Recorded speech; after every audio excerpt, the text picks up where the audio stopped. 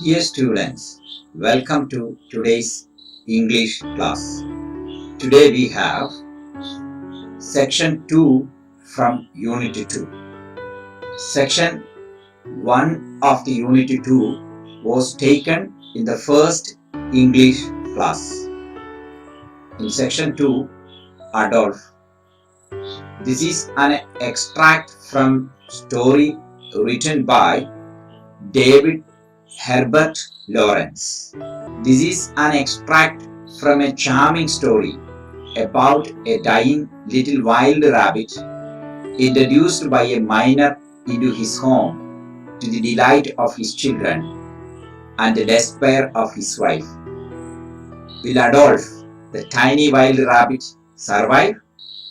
We will come to know about by reading this story. Adolf is a lightly fictionized autobiographical sketch based on Lawrence's childhood memories of rearing an orphan wild baby rabbit brought home one morning by his miner father. Miner father means this father was working in a mine. The story describes how the children of the family delight in the creature and ignore their mother's hard-headed warnings about becoming too attached to something that may well not survive. With the care of the children and a free run of the house, Adolf not only survives but thrives and begins to take mischievous liberties, especially with the contents of the tea table, much to the annoyance of the mother. Now we shall read few paragraphs of this extract from the story. The complete story, Adolf's story, is not in our textbook. Only a little portion is given. We have to read what is given for us and understand the story. Now you may please read few paragraphs of the story. My father hastily poured out his tea. He went to pour it out into his saucer. But instead of drinking, he suddenly put something on the table among the teacups. A tiny brown rabbit.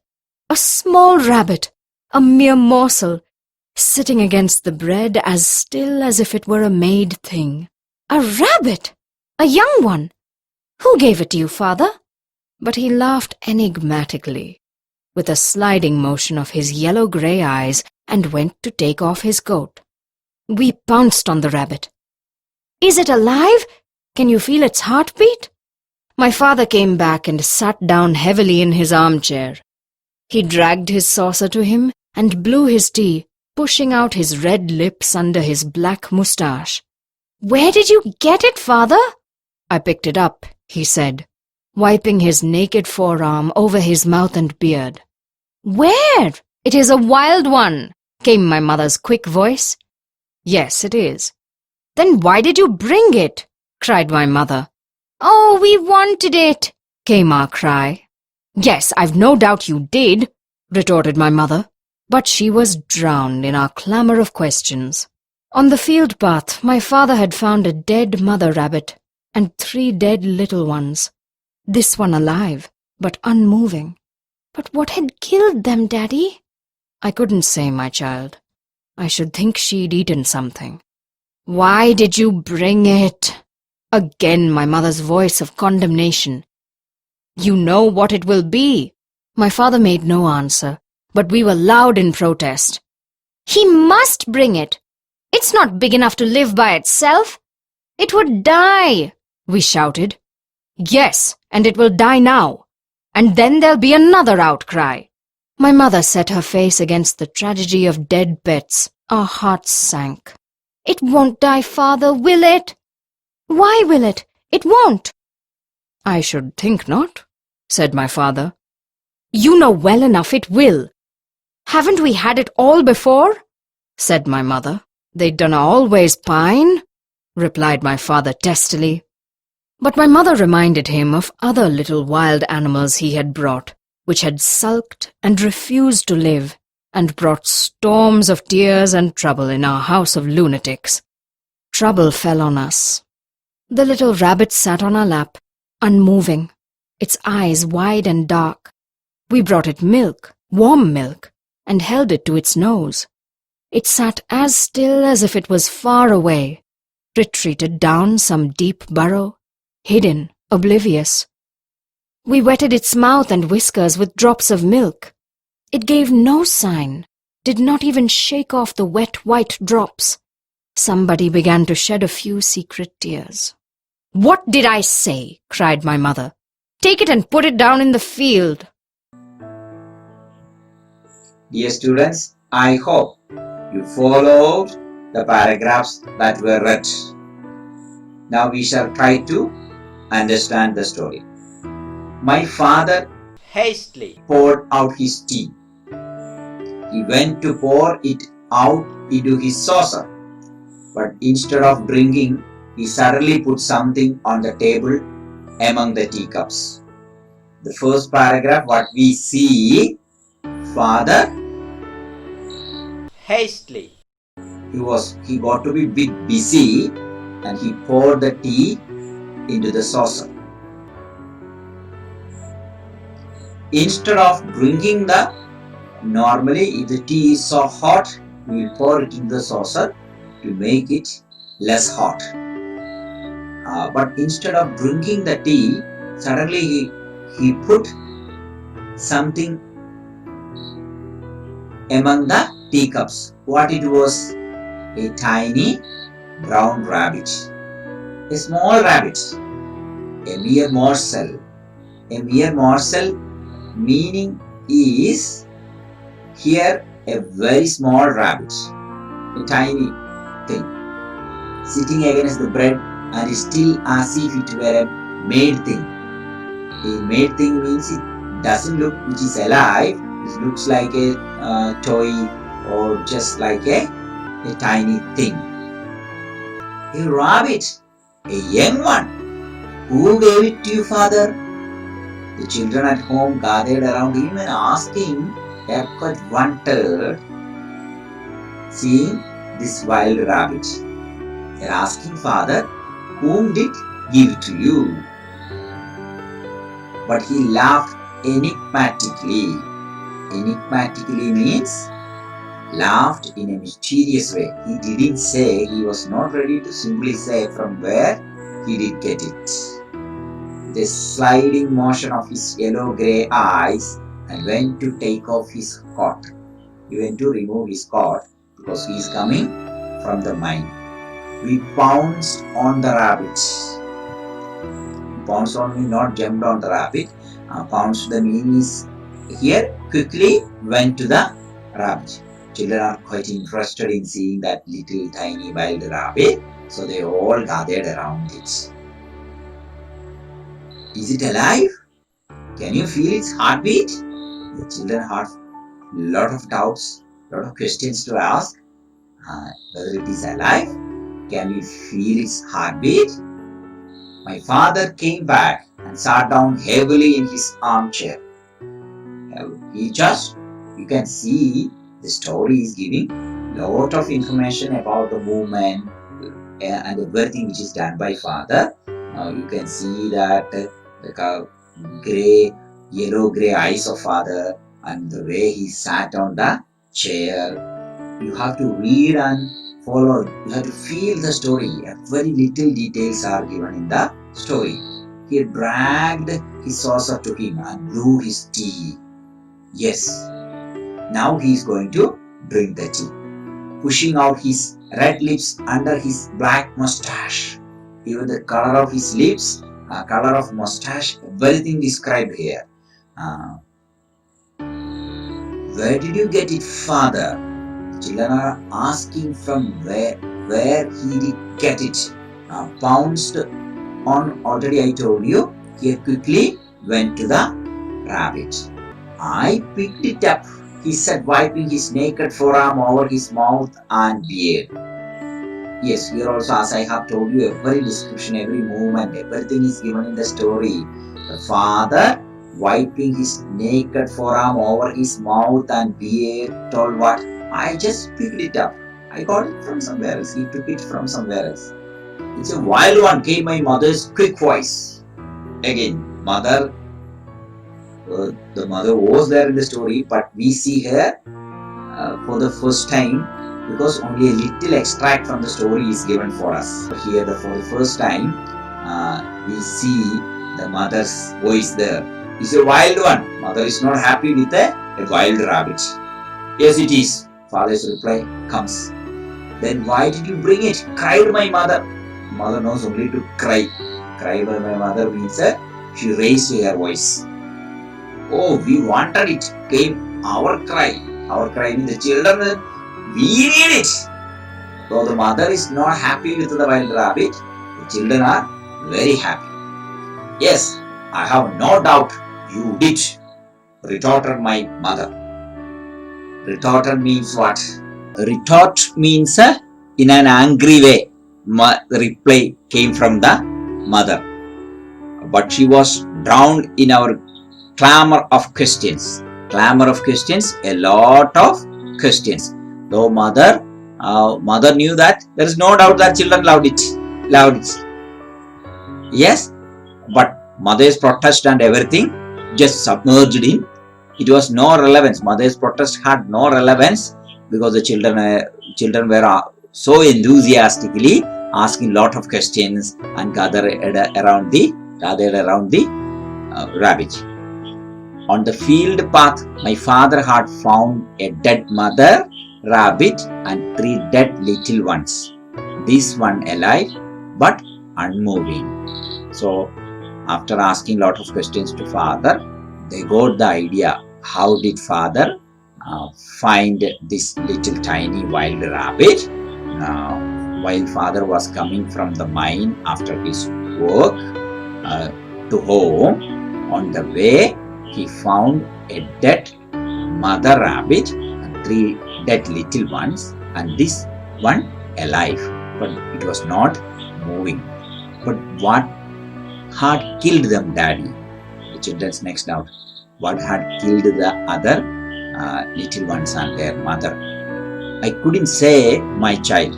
I should think she had eaten something. Father reply comes. Father had not sure about what had happened to this rabbit, wild mother rabbit and young one. He doubts she might have eaten some poison or something like that. Why did you bring it? Again, my mother's voice of condemnation. Mother is not at all happy. That's why mother is asking, why did you bring it, this wild creature, to our home? Voice of condemnation, a voice that did not approve of what father had done. Here anyway in this story, this mother is not at all happy with what this father had done. You know what it will be.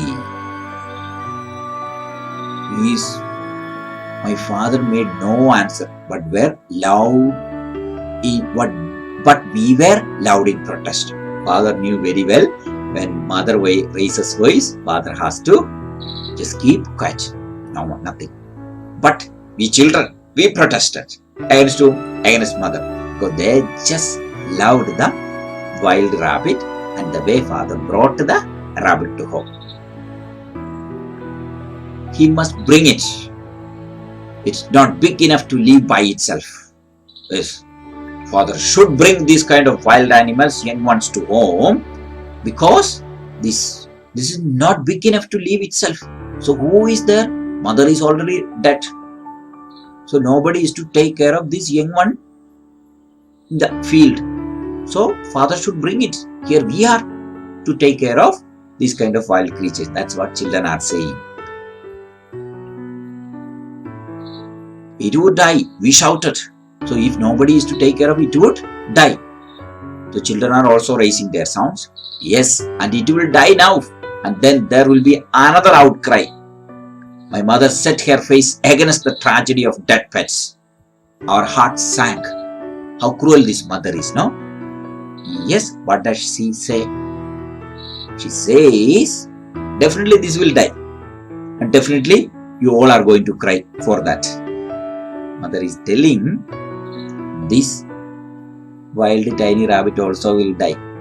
And because of that, all these children will, or her children will cry. The author says, the mother set her face against the tragedy of dead pets.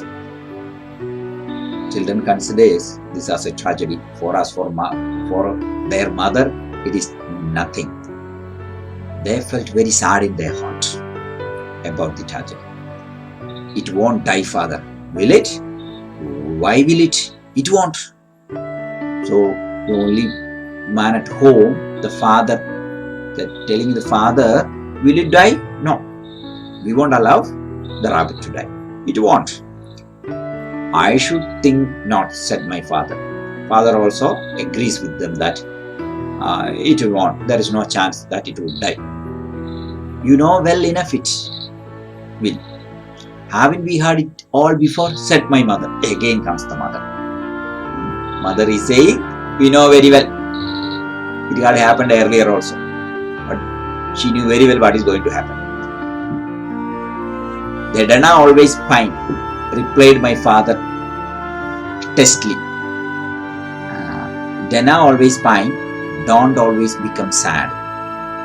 Testily, irritably. Father feels a kind of irritation because mother is always telling like this, no? Yes,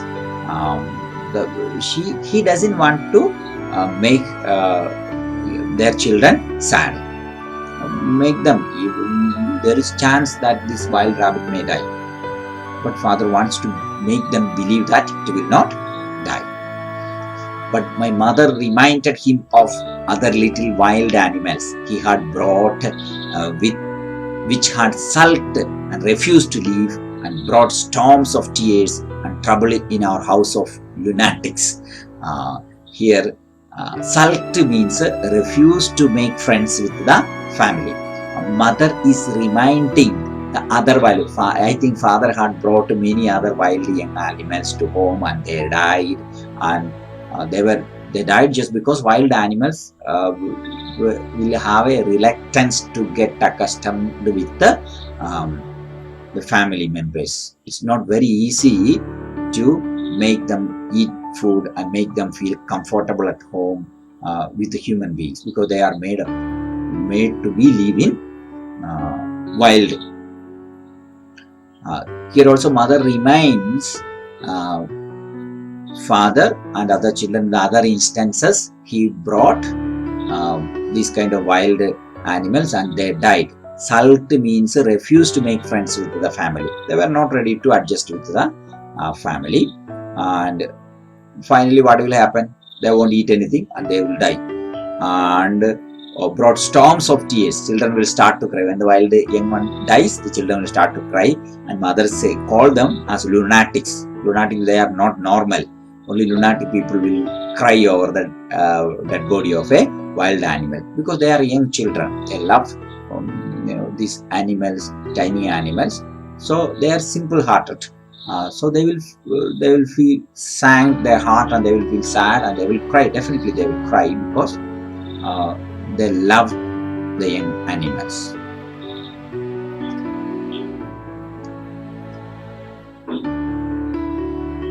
Trouble fell on us. The little rabbit sat on our lap, unmoving. So mother is cursing one side, and the other side, this little one is not moving at all. His eyes wide and dark. We brought it milk, warm milk, and held it to its nose. They brought milk and put it near the nose and mouth of this tiny rabbit. It sat as still as if it was far away, retreated down some deep burrow, hidden, oblivious. No movement. Oblivious means not aware of the children. Because it was not ready to drink the milk. We wetted its mouth and whiskers with a drop of milk. Wetted means they put their finger on the milk and applied some milk on its whiskers and mouth. Let us taste the milk now. It gave no sign, did not even shake off the wet white drops. It was not ready to even shake off the white drops of milk on its whiskers. Somebody began to shed a few secret tears. Somebody among the children also started to feel very sad and started crying also. What did I say? Cried my mother. Take it and put it down in the field. This is what mother says. This is what I told. Take it and throw it outside the house. That's what she says. Dear students, today we shall pause this story here. The rest of the story will be explained in the next week English class. Till then, read and enjoy the story. I will send you new words, their meanings and sentences. You have to write those words and meanings and sentences in your notebook. You should write copybooks to improve your handwriting. You have to take photographs of your notebook and copybook and please send to me. Until we meet in the next week English class, take care. Thank you.